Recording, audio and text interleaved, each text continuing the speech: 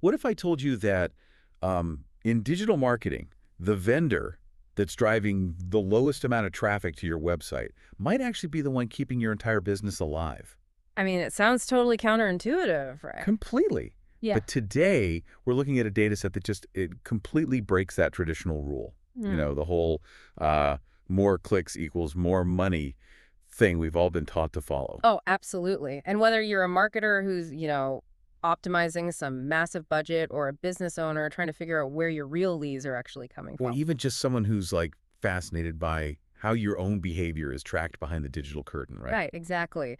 This deep dive is going to fundamentally change how you view online traffic because our mission today is to decode the actual mechanics of digital success. Yeah, we are bypassing the theoretical textbooks completely. We are diving straight into this massive stack of raw, just unfiltered data. The Nissan case study, Yes, the Nissan case study slide deck. which is just, it provides this truly rare vantage point. I mean, we have Google Analytics for dashboard screenshots that span this massive block of time. January 1st, 2024, all the way through July 14th, 2026, Right. And plus, we have the corresponding Google search results that actually drove that data. which is huge. It is 2.5 years of continuous real-world data from a single Nissan dealership. It's an absolute gold mine because it removes all those seasonal flukes. Yeah, like a President's Day sales spike or something. Exactly, or a tax season anomaly.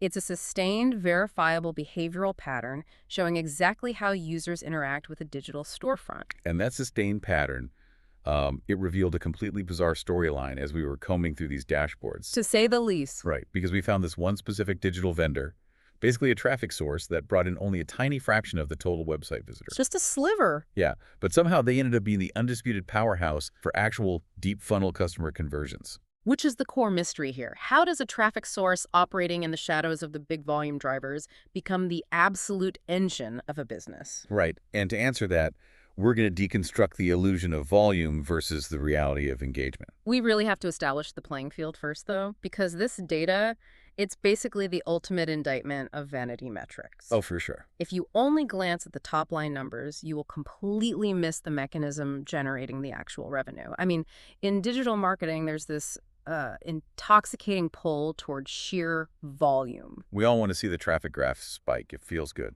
It feels great, but volume without intent is really just noise. So let's look at that noise. Over this 2.5-year period, the GA4 dashboard shows over 618,000 total active users visited this Nissan dealership's website. That is a massive pool of potential buyers for a local regional business. Massive. But we are zeroing in on the vendor sitting all the way down at number 6 on the list for total traffic. Number 6. Number 6. The domain is dealerleads.com. Now, if you're an executive and you're like quickly scanning a monthly report, Number 6 does not look like the hero. not at all. They brought in 46,446 active users, which out of a total of 618,000, that represents just 7.51% of the overall traffic. Right, just 7.5%. Most people would just scroll right past them. Yeah. To obsess over the top 3 vendors generating the bulk of the visits. They absolutely would. And they would be making a critical analytical error because the story changes entirely when we examine the engagement mechanics. Okay, break that down for us. So Google Analytics 4 tracks something called average engagement time per session. And for this specific vendor's traffic, that average time is 1 minute and 20 seconds. Wow. Yeah. And even more telling is their engagement rate, which sits at an astonishing 69.46%. So nearly 70%. Nearly 70% of the users this vendor brings to the site are heavily interacting with the content.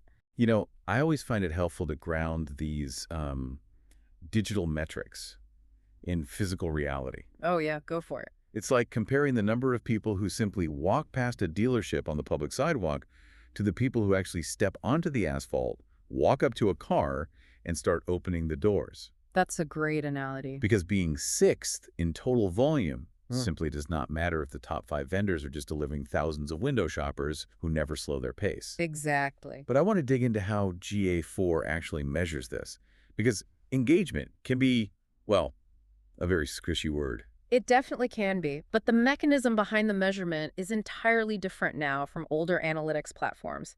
Like in the old days, under universal analytics, a bounce rate was heavily relied upon. Right, the dreaded bounce rate. Exactly. If a user landed on a page, read the content for 5 minutes, and then left without clicking to a second page, the system recorded that as a bounce, a complete failure, Even if they read everything. even if they read everything. But GA4 rebuilt that logic to reflect actual human behavior. Now, an engaged session is defined by specific tripwires. Like what? The user must stay on the page for more than 10 seconds, view multiple pages, or trigger a conversion event. 10 seconds doesn't sound like a long time until you realize that in internet time, users usually abandon a page in about 3 seconds if they feel they clicked the wrong link. Exactly. 3 seconds is an eternity online. So the fact that this vendor's audience is averaging 80 seconds of active engagement, it means the user's initial intent perfectly matches the content they landed on. That makes total sense. When you pay for traffic that clicks a link, realizes they're in the wrong place, and immediately hits the back button, well, your volume metric goes up, but your business value remains zero. Right, so that 70% engagement rate indicates a highly qualified stream of traffic. Highly qualified. But if nearly 70% of these people are lingering on the digital lot for almost a minute and a half, Yeah. I want to know what they're actually looking at. I mean, are they just passively clicking through photos of a blue Altima, or are they talking to the sales team? That's the real question. Right. And the source data transitions here from tracking pure time to tracking highly specific user actions. Throughout these dashboard screenshots, GA4 repeatedly flags dealer leads as the quote is, #1 highest converting vendor across a whole series of custom events. Custom event tracking is where a business translates vague digital behavior into concrete business intelligence. The dealership's team intentionally built these specific ASC-tagged events. The ASC tag. Right, the ASC tags, to track the exact actions that signal a transition from browsing to buying. Okay, let's look at the actual event counts because this is where the math just stops making intuitive sense. It really does. The data shows over 45,000 events for a metric labeled ASC form engagement. That accounts for 8.46% of the dealership's total form engagements. Then we see over 1,300 events for ASC form submission, which represents 8.18% of the total. Right, and both of those numbers closely mirror their 7.5% share of the total traffic. Exactly. It scales normally. Huh. But then we hit the ASC click-to-call metric. Dealer leads drove 1,581 click-to-call events. Wow. That represents 21.47% of all click-to-call events for the entire dealership. It's wild. Wait, let me unpack this.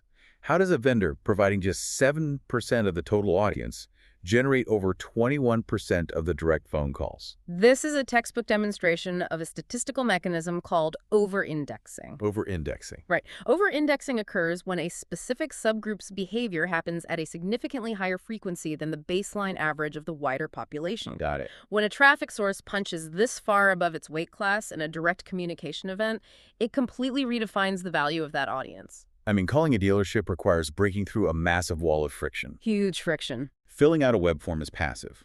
You type your email, hit send, you go about your day.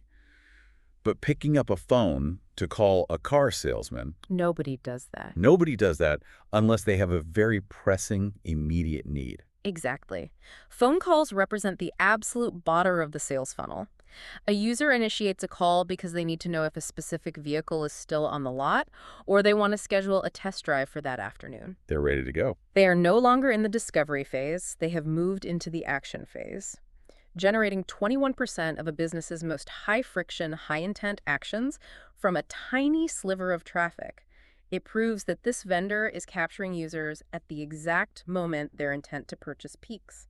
Clicking to call is a massive signal, but I actually want to push further down the funnel. Let's do it. Think about the last time you bought a high-ticket item online, whether it was a car, a major appliance, or, booking a vacation. Right. You do not click the buttons related to financing or pricing unless you are seriously considering pulling out your credit card. Never. It's too much work. Exactly.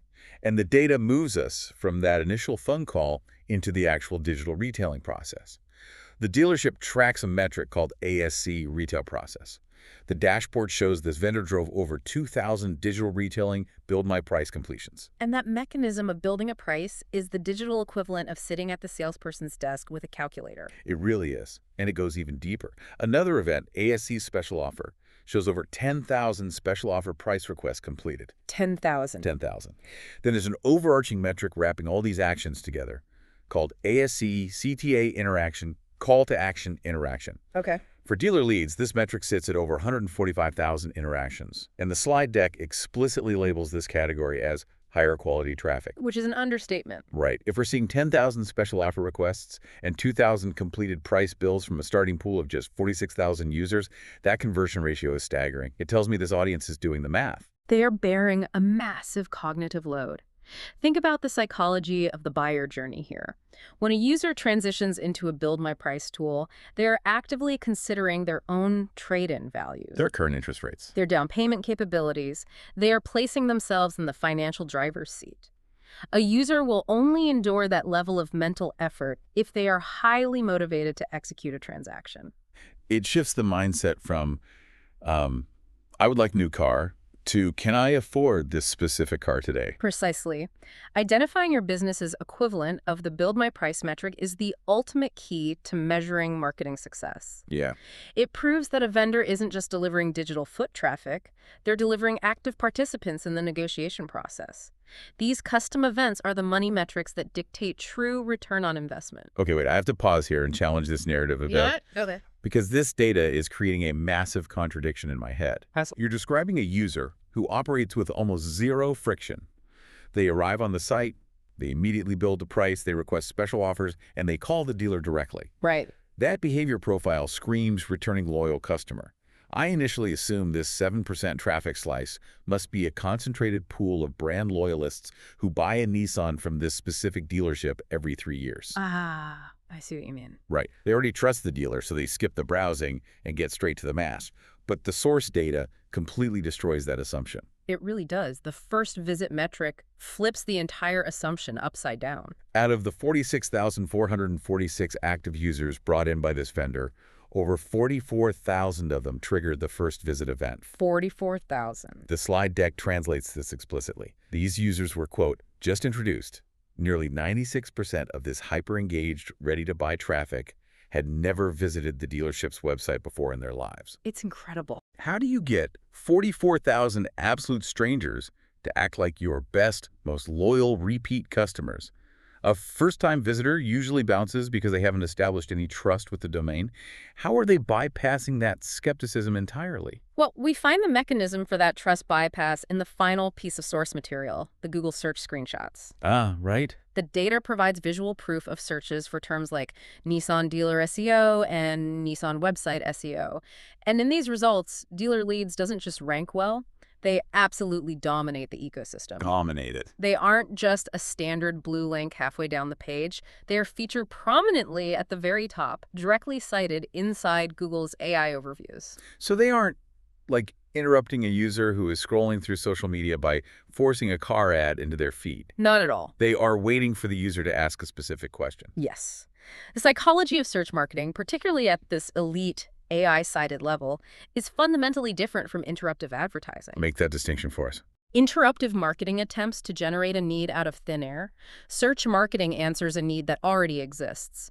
But the AI overview changes the dynamic of trust. How so? Because usually, even if I search for something, I still evaluate the website once I click the link to see if they're legitimate. Right, but when Google's AI synthesizes an answer and explicitly cites a specific vendor as the authoritative source, it acts as a massive trust broker. Oh, wow. I see. The user transfers the implicit trust they have in Google's algorithm directly to the cited vendor before the page even loads. That is so interesting. By dominating that absolute top position in the AI ecosystem, the vendor captures the user at the precise moment of highest intent while simultaneously erasing the friction of skepticism. The AI effectively pre-qualifies the business for the consumer. Exactly. The user asked a complex question, the AI provided a definitive answer and pointed to the source, and the user arrived at the destination mentally prepared to take action. Mentally prepared. That transfer of authority explains exactly why a first-time visitor behaves with the confidence of a loyal returning customer. That is a total paradigm shift in how we need to think about the digital user journey. It really is. Let's distill the core takeaways from this 2.5-year Nissan case study. Because whether you are prepping for a digital strategy meeting next week, or you simply want to understand the architecture of your own online behavior, These principles are just universal. Universal. First takeaway. Volume is vanity, engagement is sanity. Being the #1 traffic source means absolutely nothing if your users hit the back button after 3 seconds.